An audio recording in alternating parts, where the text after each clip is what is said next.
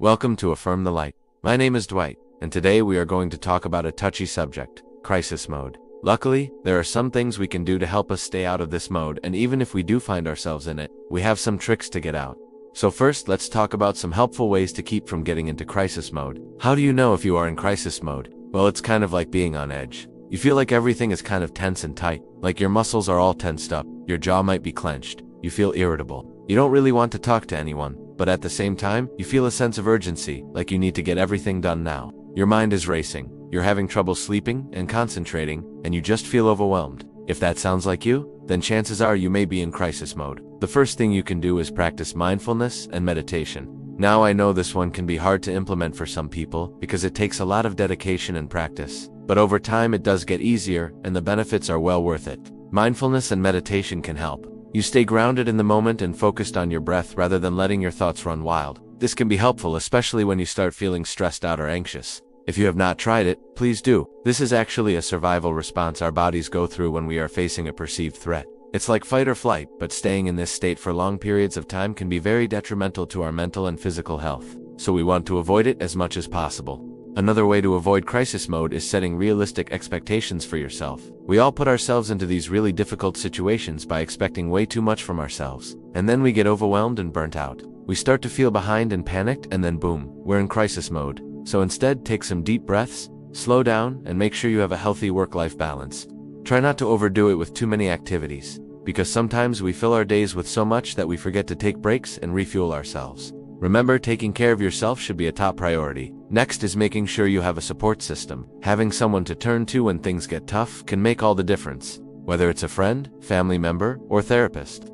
Talking about your feelings and getting support can be incredibly beneficial. And remember, asking for help is a sign of strength, not weakness, and could possibly help someone going through the same or similar types of issues. And finally, practicing self-care is key to avoiding burnout and staying out of crisis mode. Self-care can look different for everyone, but some examples include getting enough sleep, eating nutritious meals, exercising regularly, and engaging in activities that bring you joy.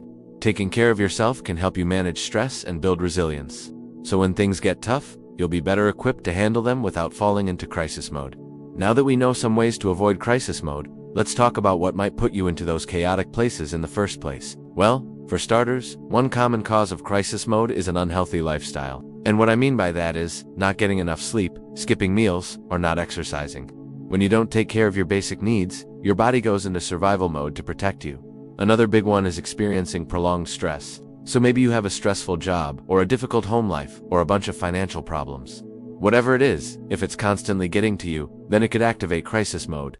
Also, feeling overwhelmed with responsibilities can also put you into crisis mode. Maybe you have too much on your plate and you don't know where to start or how to manage it all. That uncertainty can trigger this survival response. And finally, having unrealistic expectations for yourself or others can definitely contribute to crisis mode. Maybe you're a perfectionist or you have high standards, which is not bad, but if you set the bar too high, you may end up feeling disappointed or inadequate and end up spiraling into crisis mode. All of these things can put us into crisis mode. But why do we do this to ourselves? Well, it's because our brains are hardwired to survive. We have something called the reptilian brain, which is responsible for keeping us alive. And when it perceives any kind of threat, it will kick in survival mode to protect us. Sometimes that threat can be real, like if you're in danger or your life is in peril. But sometimes it can be perceived, meaning it's not really there, but our brain thinks it is. For example, maybe you're not really in danger, but your brain thinks you are, because you have too much to do, and you're starting to feel overwhelmed. When this happens, our body starts to react like it's in danger, releasing all these hormones like adrenaline and cortisol, which makes us feel all those intense emotions and physical symptoms associated with crisis mode. Now, this is not always a bad thing, because sometimes it can be helpful. For example, if you're in a dangerous situation, your brain will kick in crisis mode to help you survive. But the problem arises when we are stuck in crisis mode for no reason or when there is no real danger present. In that case, it becomes a problem because staying in this mode for long periods of time can be harmful to both our mental and physical health. It can make us feel constantly stressed out and anxious, which can lead to other issues like depression, insomnia, or even physical illness. So how do we avoid this? Well, the first step is to become more aware of our thought patterns. Our thoughts can have a huge impact on whether or not we enter crisis mode. Negative or irrational thoughts can trigger our fight or flight response, even when there's no real danger. For example, let's say you have a presentation at work. If you start thinking thoughts like, I'm going to mess up, everyone is going to laugh at me, I'm going to get fired, then you're more likely to enter crisis mode. On the other hand, if you have more positive and rational thoughts like "I've prepared well, I've got this, I can do it," then you're less likely to go into crisis mode. To avoid those negative thoughts, you can try practicing cognitive restructuring, which is basically a fancy way of saying you examine your thoughts and change them to be more positive and realistic. So let's go back to the example of the presentation. Instead of thinking, "I'm going to mess up," you would replace that thought with, "I've practiced before, I know what I'm doing, I've got this." Another helpful tip is to focus on the present moment. So many times we get stuck in the future and start worrying about all the things that could go wrong or all the things we have to do. But staying in that headspace can put us into crisis mode. Instead, we can use grounding techniques to bring ourselves back to the present moment. Some examples of grounding techniques include focusing on your breath, noticing the sensations in your body, or observing the world around you. This can help calm your nervous system and reduce those overwhelming feelings. Finally, you can challenge yourself to do things that scare you. Now this may sound counterintuitive, but hear me out. When we face our fears and do things that challenge us, we build our confidence and resilience. We learn that we are capable of handling difficult situations without going into crisis mode. So for example, if you're afraid of public speaking, then maybe you can start by talking to small groups of people and gradually work your way up. As you gain more experience, you'll become more comfortable and confident, which will help you avoid crisis mode in the future. Alright, so now let's move on to the next topic. What do we do when we are already in crisis mode? First things first, stay calm. Easier said than done, I know, but staying calm is crucial to getting out of crisis mode. Take some deep breaths, count to 10, whatever you need to do to keep yourself from panicking. Then assess the situation and break it down into smaller steps. Once you have a clear plan of action, start taking small steps to address the situation. This can help you regain a sense of control and move you out of crisis mode. Another great option is to take a break. Sometimes when we're in crisis mode, our minds are racing and we can't think straight.